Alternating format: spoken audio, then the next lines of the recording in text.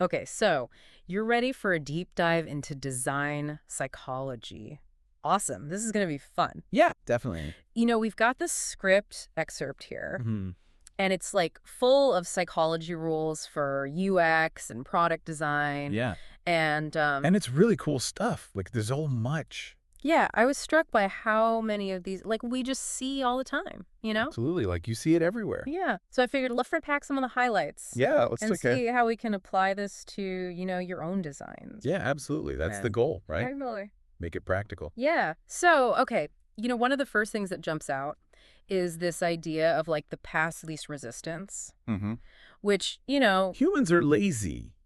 in a good way. Yeah, well, and it makes sense, right? Like, our brains are wired for efficiency. Exactly. I mean, who wants to work harder than they have to? Exactly. And Yeah. the excerpt even quotes Da Vinci like, simplicity is the ultimate sophistication. Yeah. Such a good quote. But then, okay, how do we balance that with like, the power of habits and autopilot? Right, because sometimes those can work against us. Totally. It's Yeah, like, you- when an app updates its interface and suddenly you can't find anything? Ugh, yes.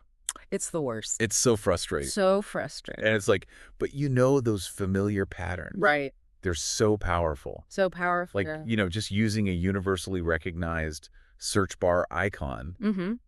Makes people feel at home instantly. instantly. But you're right. We have to balance that with, when to break those patterns to like introduce new features. Yeah, that's a good point. You know what I mean? You Yeah. don't want to be too predictable. Right. You have to keep people engaged too. Exactly. So it's like this tension between predictability and novelty, Exactly. which kind of leads us to Hick's law, right? Mm-hmm. And like we've all had this experience, Right. this feeling of choice overload, Choice overload is real. like too many options on a menu. Too many buttons on a screen. And it's like, what do I even do? It's paralyzing. It is paralyzing. So yeah, as designers, it's like really important to remember that, Yeah, totally. to like simplify things for people, you know? Yeah, absolutely. And to, like chunk information, Right. create a Good. hierarchy, So important. which brings us to Miller's Law, 7 plus or minus 2. the magic number for short-term memory. Our brains can only juggle so much information at once. It's like a tiny little mental juggling act. Totally. But so, okay, if we know that, then we know how to design for it right.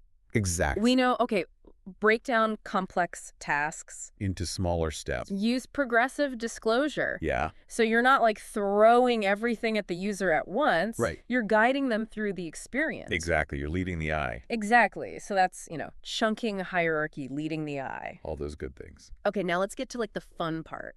The von Riesdorf effect. Ooh, yeah. We all love a good pop of color, right? Of course. But how do we use contrast without overwhelming the user?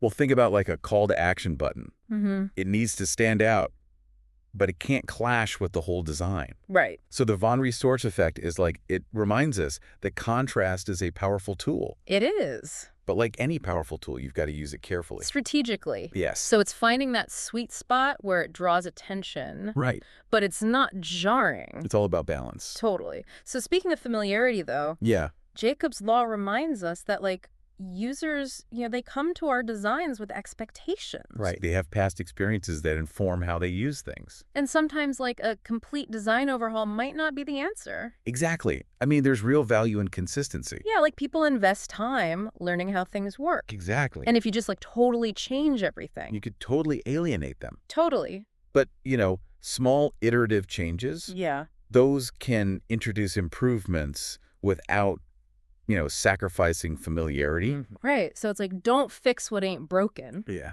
but polish it up a bit. exactly. All right. And finally, the 5-second rule. Oh, yeah. 5 seconds to make a good first impression. Talk about pressure. It really is. Yeah. But it underscores, the importance of clarity Clarity, for sure. and intuition. Intuition. So important. So can users understand, the purpose of your design? And the functionality. Yeah, in those precious 5 seconds. It's a tight time frame. It is a tight time frame. So, listener, Mhm. as you're applying all of these psychological insights to your designs, Absolutely. think about like the last time you encountered a website or an app that just felt instantly intuitive, Oh, yeah. and like what were the design choices that made that experience seamless? Yeah. What made it work? Right, because ultimately great design It's about understanding human behavior. It is. It's about anticipating needs, Yes, respecting habits, absolutely. and making, the complex feel effortless. That's the dream, right? It is. Effortless experiences. I think so. I think we nailed this deep dive. Yeah, I think so too. Until next time.